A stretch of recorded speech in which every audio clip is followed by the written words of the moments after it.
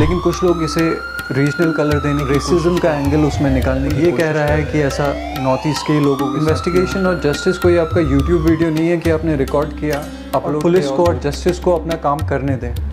Hi guys, welcome back. आज की बात है रोजी सांगमा और सैमुअल सांगमा के केस पे। एक बहुत ही sad incident last week Gurgaon से सामने आया, जिसमें एक ही फैमिली के 2 लोगों की डेथ हो गई। ये डेथ्स कुछ मिस्टीरियस सर्कमस्टेंसेस में हुई हैं और इन्हें लेके लोगों में काफ़ी गुस्सा है। आइए ब्रीफ में समझने की कोशिश करते हैं ये केस क्या है। रोजी सांगमा और सैमुअल सांगमा नागालैंड के दीमापुर से बिलोंग करते हैं। ये दोनों ही गुड़गांव में रह रहे थे और काम कर रहे थे। रोजी का एल्डर ब्रदर एल्बर्ट सांगमा भी गुड़गांव में ही है। बताया जा रहा है 24 जून को सुबह 3 बजे के आसपास रोजी ने लेफ़्ट साइड में हाथों और पैरों में पेन की कंप्लेंट की और कुछ देर में उसकी सिचुएशन इतनी ज़्यादा सीरियस हो गई कि उसकी फैमिली को उसे हॉस्पिटल ले जाना पड़ा। हॉस्पिटल पहुंचने पर रोजी की सिचुएशन इतनी ज़्यादा सीरियस थी कि उसे ऑक्सीजन पे रखा गया और जल्द ही आईसीयू में शिफ्ट किया गया। फैमिली के हिसाब से मॉर्निंग तक रोजी की सिचुएशन कुछ ठीक हो गई थी। हॉस्पिटल ने ये उम्मीद जताई थी कि बाय इवनिंग वो नॉर्मल हो जाएगी, लेकिन उसके कुछ घंटे बाद ही उसकी डेथ हो गई। मॉर्निंग में सैमुअल ने रोजी के लास्ट मोमेंट में और उसकी डेथ के बाद 2 वीडियोस रिकॉर्ड करे, अभी सोशल मीडिया पे वायरल हो रहे हैं। इन वीडियोस में सैमुअल हॉस्पिटल से कंप्लेंट कर रहा है कि क्यों ने आईसीयू में रोजी को आइसक्रीम खिलाई, और ये भी कह रहा है कि आइसक्रीम खिलाने के बाद उसकी सिचुएशन सीरियस हो गई। फिर वीडियो में ही किसी डॉक्यूमेंट के बारे में सैमुअल वहाँ एक लेडी स्टाफ से बात कर रहा है, जिसमें उस लेडी को वो बार बार रिक्वेस्ट कर रहा है कि वो उसे डॉक्यूमेंट खोल के दिखाएं और उसमें लिखा नाम दिखाएं। उसके बाद इसी वीडियो में ये भी दिखाई दे रहा है कि हॉस्पिटल का डॉक्टर सैमुअल से हाथापाई करता है। सैमुअल इन वीडियोस में मेडिकल नेग्लिजेंस की बात करता है और दूसरे वीडियो में वो एक मॉर्चरी वैन दिखा रहा है और हॉस्पिटल का बोर्ड दिखा रहा है और ये कह रहा है कि इस हॉस्पिटल ने मेरी बहन का मर्डर कर दिया, और वो सेकंड वीडियो वहीं पर ख़त्म हो जाता है। फैमिली के स्टेटमेंट के हिसाब से उसके बाद कंप्लेंट करने पे पुलिस वहाँ पे आती है, बॉडी को अपने अंडर लेती है और पोस्टमार्टम के लिए भेजती है। अब जो दूसरा सेट पार्ट इस स्टोरी में होता है वो नेक्स्ट मॉर्निंग होता है, जब सैमुअल के रूम में उसके फ्रेंड्स के चेक करने पे सैमुअल की बॉडी लटकी हुई मिलती है। अब ये दोनों डेथ्स कहीं ना कहीं मिस्टीरियस हैं। रोजी की डेथ मेडिकल नेग्लिजेंस की ओर इशारा करती है और सैमुअल की डेथ कहीं ना कहीं ये इशारा करती है कि इस पूरी बात को दबाने के लिए सैमुअल पर अटैक हुआ। ये पूरा इंसिडेंट बहुत दुखद है, लेकिन कुछ लोग इसे रीजनल कलर देने की कोशिश कर रहे हैं, एक रेसिज्म का एंगल उसमें निकालने की कोशिश कर रहे हैं, और ये काम कुछ यूट्यूबर्स, स्पेशली नॉर्थ ईस्ट के यूट्यूबर्स द्वारा किया जा रहा है, जो कि बहुत गलत है। कोई ये कह रहा है कि ऐसा नॉर्थ ईस्ट के लोगों के साथ क्यों होता है, कोई ये कह रहा है कि वो नॉर्थ ईस्ट के थे इसलिए उनके साथ ऐसा हुआ, कोई ये कह रहा है कि अगर जस्टिस नहीं मिला तो नॉर्थ ईस्ट में अनरेस्ट फैल जाएगा, और काफ़ी सारी बातें सामने आ रही हैं जिन बातों का इस केस से कोई लिंक नहीं है। सैमुअल के वीडियोस में अगर देखें तो उसने किसी भी पॉइंट पे नॉर्थ ईस्ट का मेंशन नहीं किया है और ना ही ये बोला है कि हॉस्पिटल उन्हें गलत तरीके से ट्रीट कर रहा है क्योंकि वो नॉर्थ ईस्ट से हैं। तो ये अफवाहें कहाँ से आ रही हैं और क्यों इन्हें एक रीजनल एंगल दिया जा रहा है, ये समझना बहुत मुश्किल है। लास्ट मंथ भी एक ऐसा केस हुआ जिसे नॉर्थ ईस्ट के यूट्यूबर्स द्वारा रीजनल कलर देने की कोशिश की गई। ये केस था नागालैंड की एक लड़की के सुसाइड का, जो जोधपुर में रह रही थी और काम कर रही थी।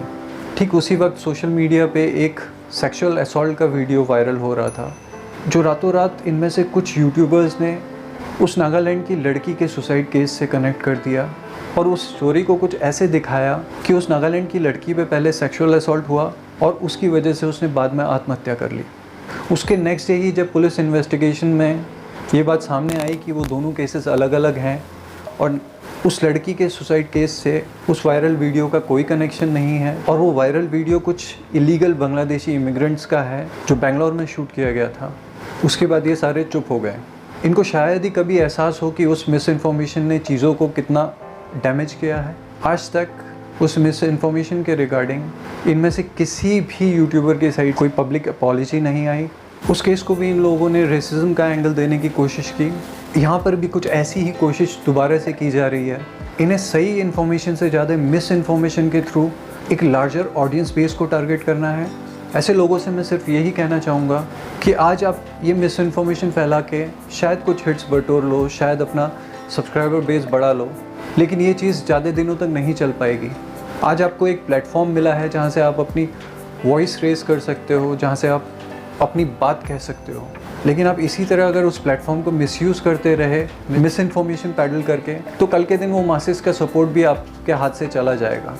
आज आपको देश के हर कॉर्नर से सपोर्ट मिल रहा है और ये एक प्रिविलेज है जिसे आपको प्रॉपरली यूज़ करना चाहिए। आप जस्टिस के लिए आवाज़ उठाओ, लेकिन आप किसी भी केस को रेसिज्म का एंगल बिना जाने, बिना समझे, बिना इन्वेस्टिगेशन के मत दो।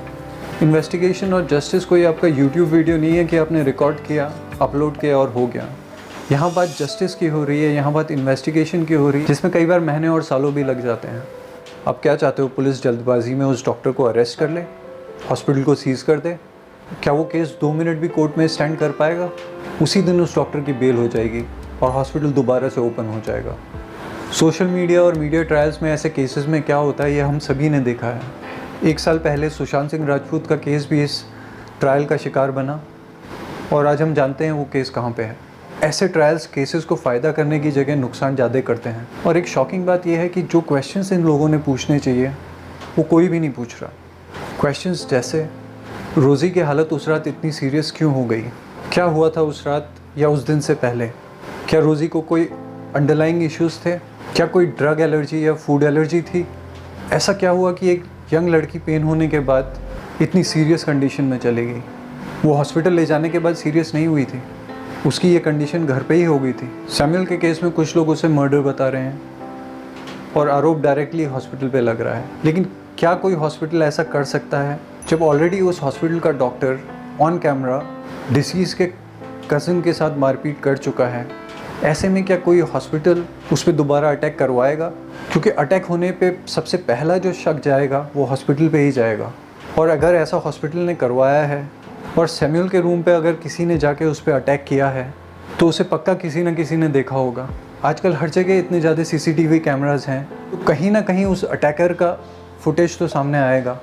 लेकिन इन सारी बातों पे तभी पता चलेगा जब प्रॉपर इन्वेस्टिगेशन होगा, जब दोनों की पोस्टमार्टम रिपोर्ट्स आउट होंगी।